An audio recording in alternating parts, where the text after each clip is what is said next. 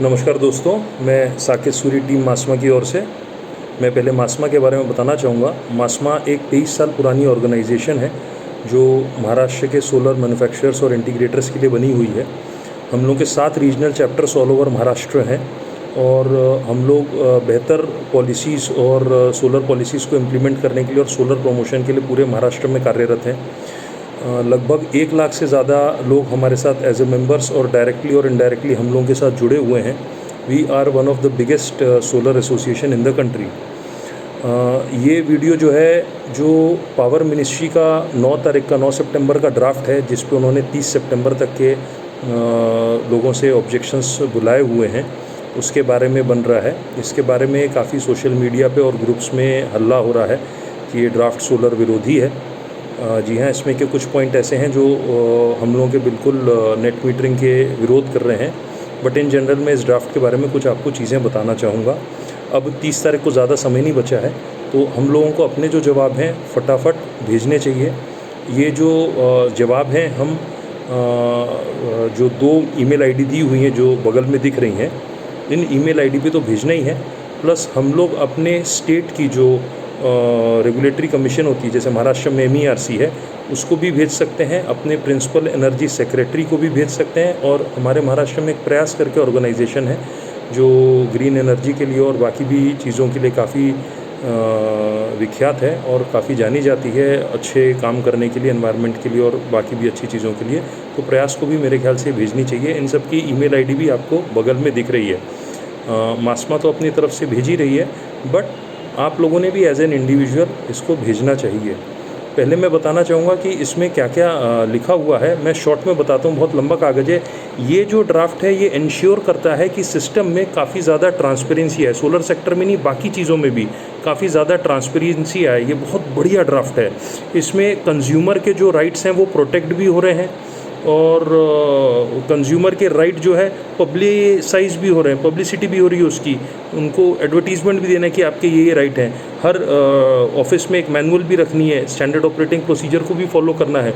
काफ़ी सारी इसमें अच्छी चीज़ें दी हुई हैं। इसमें काफ़ी सारे प्रोसीजर को सिंप्लीफाई किया है। अगर आप पूरा पढ़ेंगे तो आप देखेंगे कि कंज्यूमर के इतने अच्छे तरीके से राइट्स प्रोटेक्ट किए हैं। और एक ओम्बड्समैन के पास जाने से पहले एक कंज्यूमर ग्रीवियंस रिड्रेसल फोरम का भी प्रावधान दिया है और पेनल्टी का भी प्रावधान दिया है कि अगर कोई डिस्कॉम ढंग से काम नहीं करती तो उसके ऊपर एक मिनिमम पेनल्टी पर डे के हिसाब से लगे, उसका भी प्रावधान किया हुआ है। ये सब एकदम इन लोगों ने टाइम बाउंड फैशन में काम होना चाहिए with minimum human intervention.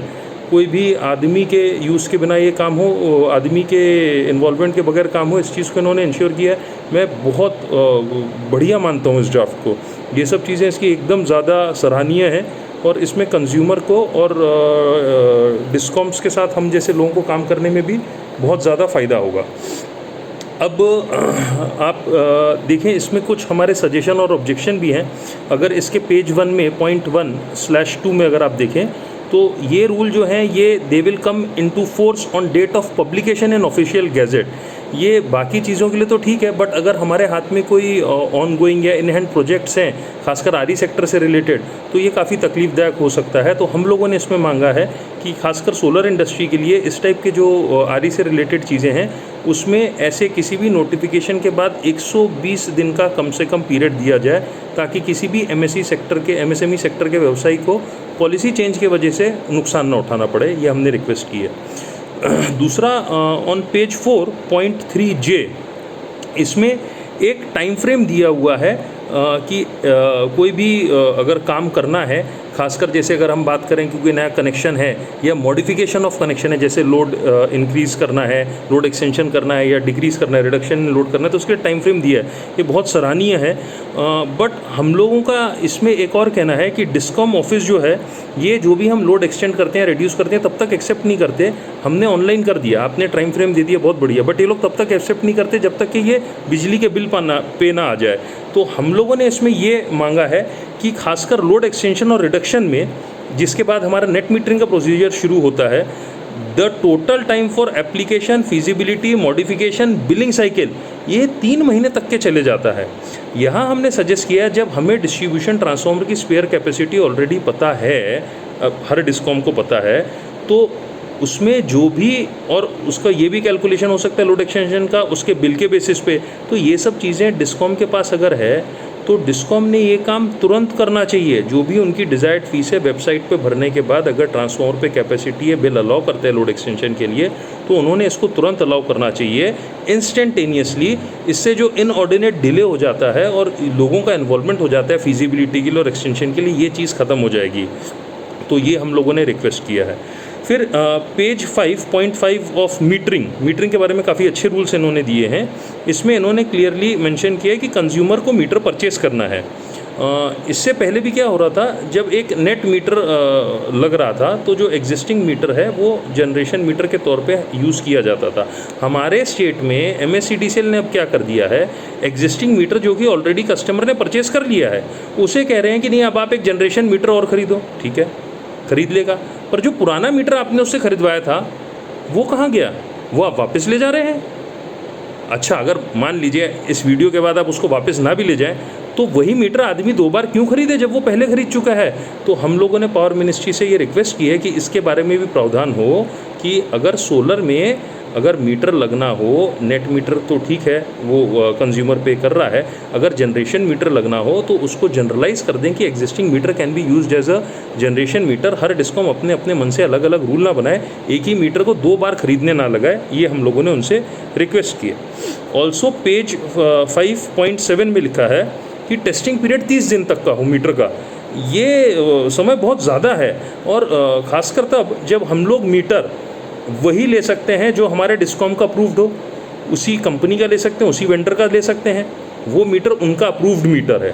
Plus साथ में उसमें एक टेस्ट रिपोर्ट ऑलरेडी दी हुई है। जब टेस्ट रिपोर्ट दी हुई है, मीटर अप्रूव्ड है, तो फिर से उसकी टेस्टिंग की अगर ज़रूरत है भी तो इतना ज़्यादा समय क्यों लगेगा।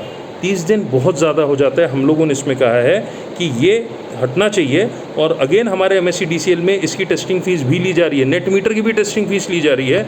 तो ये टेस्टिंग फ़ीस जब आपने यहाँ पे स्पेसिफाई किया है कि डिस्ट्रीब्यूशन लाइसेंसी की होनी चाहिए, तो ये टेस्टिंग फ़ीस आप इंश्योर कीजिए कि ये लोग हमसे दोबारा ना लें और मीटर टेस्टिंग में इतना टाइम ना लगे। अब जो सबसे घातक पॉइंट है जिसके ऊपर में बहुत ज़्यादा लोग परेशान हो रहे हैं वो है ऑन पेज 10.9, उसका भी सेक्शन 4। इसमें मेंशन किया है कि 5 किलोवाट के ऊपर ग्रॉस मीटरिंग हो। ये बहुत ज़्यादा नुकसानदायक हो सकता है सोलर इंडस्ट्री के लिए, नुकसानदायक ही होगा ये। इसका कारण ये है कि आप अगर देखेंगे कि 3 किलोवाट के नीचे तो फीजिबल ही नहीं होता सोलर लगाना। 3 किलोवाट के नीचे के सिस्टम में बहुत छोटी यूनिट्स जनरेट होती हैं, छोटी यूनिट्स का स्लैब भी बहुत कम होता है। तो 3 किलोवाट के नीचे के सिस्टम लगाना 1 किलोवाट 2 किलोवाट वो फीजिबल नहीं होता, क्योंकि उसमें भी वायरिंग के खर्चे और इसके अलावा अर्थिंग के खर्चे और मीटर के खर्चे उतने ही हैं जितने कि 5 या 6 किलोवाट के सिस्टम के हैं। तो वैसे ही 3 किलोवाट के सिस्टम जो हैं मेंटेनेंस के भी खर्चे उतने ही हैं। तो 3 किलोवाट से नीचे के सिस्टम तो वैसे ही नहीं पॉसिबल हैं। अब 3 से 5 किलोवाट ही लगेंगे अगर नेट मीटरिंग है तो अगर सिर्फ 3 से 5 किलोवाट के ही सिस्टम लगेंगे तो ये तो इंडस्ट्री का बहुत ज़्यादा लॉस हो जाएगा। 5 से ऊपर आप कह रहे हैं ग्रॉस मीटरिंग हो जाए। ग्रॉस मीटरिंग आप सब लोग जानते होंगे, शॉर्ट में बता देता हूँ।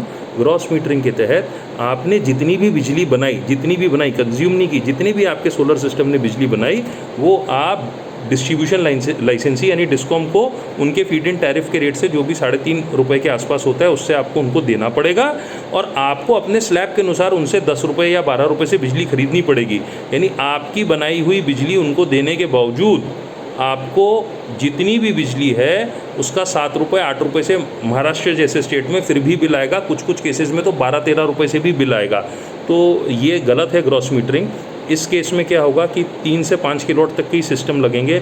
जो हम लोगों के इंटरनेशनल प्लेटफॉर्म पे इतने बड़े बड़े टारगेट हैं, जो श्री नरेंद्र मोदी जी का सपना है कि CO2 एमिशन इतने कम हो जाएंगे, तो ये सारी चीज़ें पॉसिबल नहीं हो पाएगी। ये जो क्लॉज है ये बिल्कुल हटा देना चाहिए। इसमें हाँ एक चीज़ हो सकती है, ग्रॉस मीटरिंग जो है वो ऑप्शनल कर दी जा सकती है। भले ही 1 किलोवाट के ऊपर ऑप्शनल कर दें, ग्रॉस मीटरिंग के कुछ जगहों पे फ़ायदे भी हैं। फ़ायदे कैसे हैं ये मैं आपको समझाता हूँ। मान लीजिए कोई ऐसा बंदा है जिसके घर पे छत पे जगह तो बहुत है और उसको रिक्वायरमेंट सिर्फ 2 या 3 किलोवाट की ही है, बट उसके छत पे 10 किलोवाट 20 किलोवाट है, उससे ज़्यादा की जगह है। आज अगर वो आप कैलकुलेट करें कि 1 किलोवाट 125 यूनिट बिजली बनाता है, उस पर फीड इन टैरिफ रेट से हमको अच्छे खासे पैसे मिल जाते हैं, लगभग 500 रुपये। तो अगर वो 50,000 रुपये प्रति किलोवाट से सिस्टम लेता है और उस पर 500 रुपये उसको हर महीने मिलते हैं, तो ये ब्याज होता है 12%।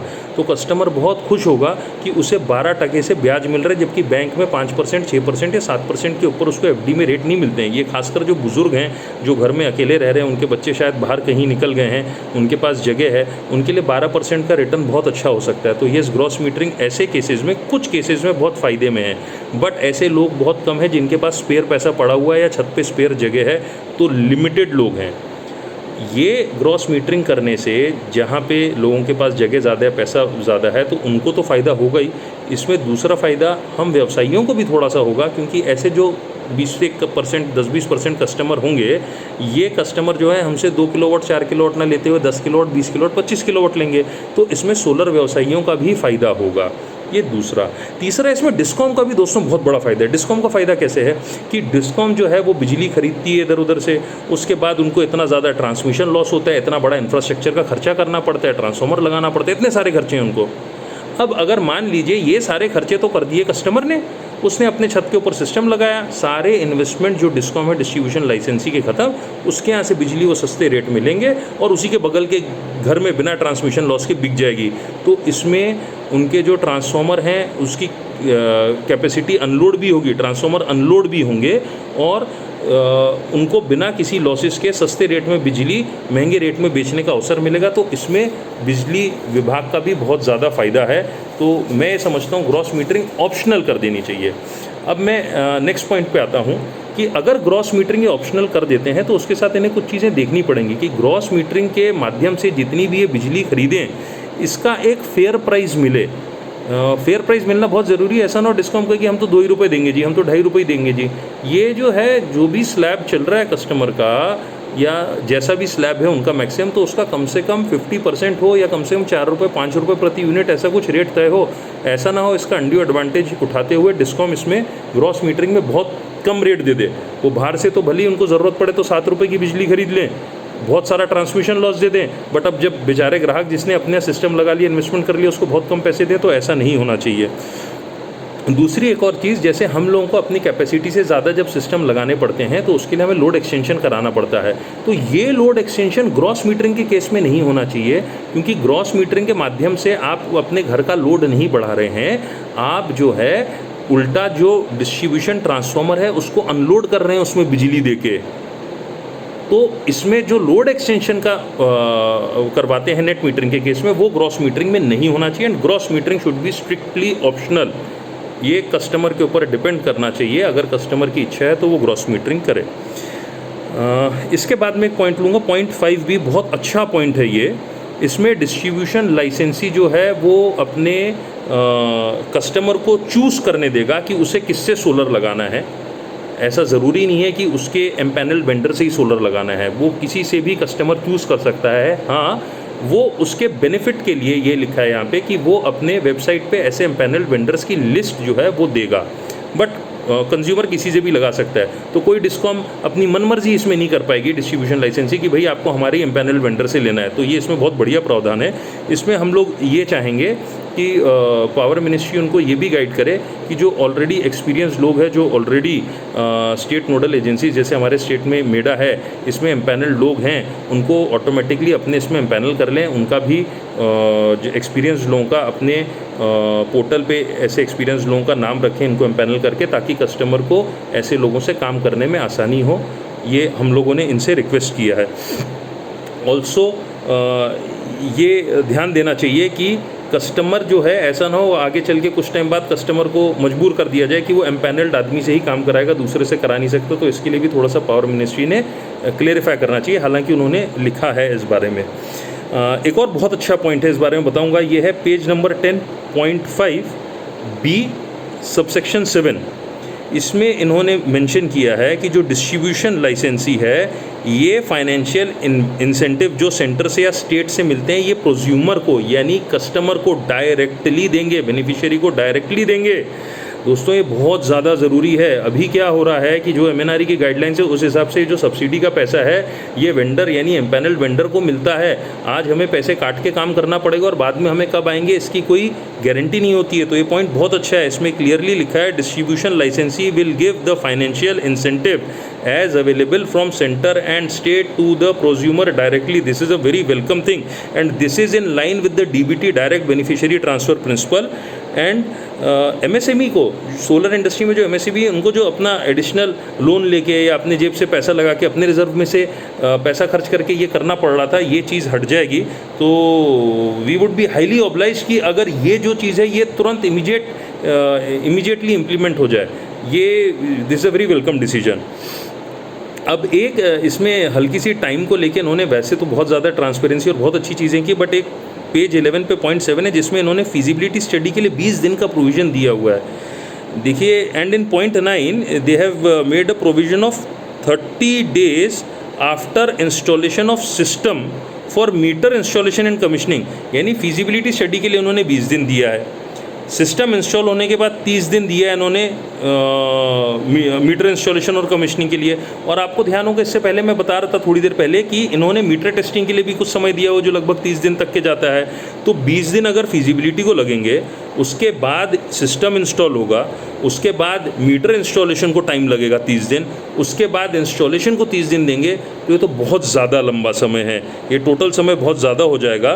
तो जब इतनी ट्रांसपेरेंसी कर रहे हैं तो ये समय को बहुत कम होना चाहिए। इसमें हमने रिक्वेस्ट की है कि if a site is feasible and installation is done after approval, feasible आपने बता दिया उसको और फीजिबल के लिए हमने पहले ही उनको रिक्वेस्ट किया तुरंत ऑनलाइन हो जाना चाहिए, ट्रांसफॉर्मर कैपेसिटी और बिलिंग साइकिल को देख के तुरंत फीजिबल होना चाहिए इंस्टेंटली।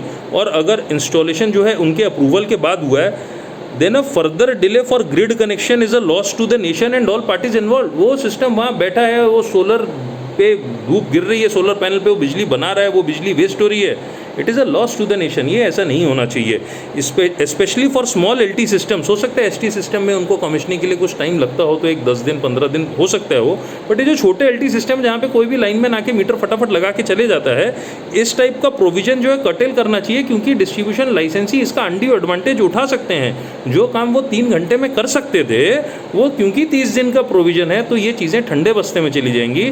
तो मेरी दरख्वास्त है टीम मासमा की ओर से, प्लीज़ इस चीज़ के ऊपर भी विचार कीजिए। आप इतना लंबा प्रोविज़न ना दें, इसका अनड्यू एडवांटेज उठा सकते हैं।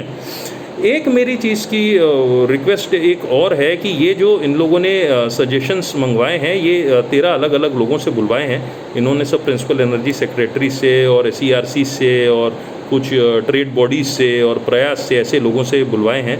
प्लस इन्होंने अपने वेबसाइट पे भी डाला है फॉर कमेंट्स फ्रॉम पब्लिक के लिए। मेरा इनसे ये रिक्वेस्ट है कि इनके जैसे ये इन्होंने 13 लोग किए हैं, वैसे इनके पैनल पे एक सोलर एसोसिएशन भी होनी चाहिए, ताकि जब ये ऐसे ड्राफ्ट बने तो क्या ग्राउंड रियलिटी है, MSME को क्या तकलीफ़ हो रही है, सोलर इंडस्ट्री वाले क्या क्या फेस कर रहे हैं, इसका भी रिप्रेजेंटेशन इसके पास हो। तो मेरी इनसे रिक्वेस्ट है कि एक सोलर एसोसिएशन को अपने साथ ये फॉर्मुलेशन पॉलिसी फॉर्मुलेट करते वक्त अपने साथ रखें। और मासमा की तरफ से मैं कहना चाहूँगा, if given a chance our association is also ready to be involve in such kind of work. कुछ हमसे भी इनपुट्स आप चाहें तो बिल्कुल ले सकते हैं, और मासमा बिल्कुल इसमें जो भी मदद हो सकेगी करेगी, और जो भी पॉजिटिव चीज़ें हैं उसमें सपोर्ट करेगी। अगर कुछ त्रुटियां हैं तो हम आपसे रिक्वेस्ट करेंगे for the greater good of people, for the greater promotion of solar industry, for better promotion of solar industry and policy implementation, please उसमें चेंजेस कीजिए। बाकी वी वेलकम आपके बाकी सारे जो पॉइंट्स हैं, ग्रॉस मीटरिंग के बारे में और बाकी जो टाइम के बारे में जो आप लोगों ने लिखा हुआ है, please they need to be revised immediately. धन्यवाद।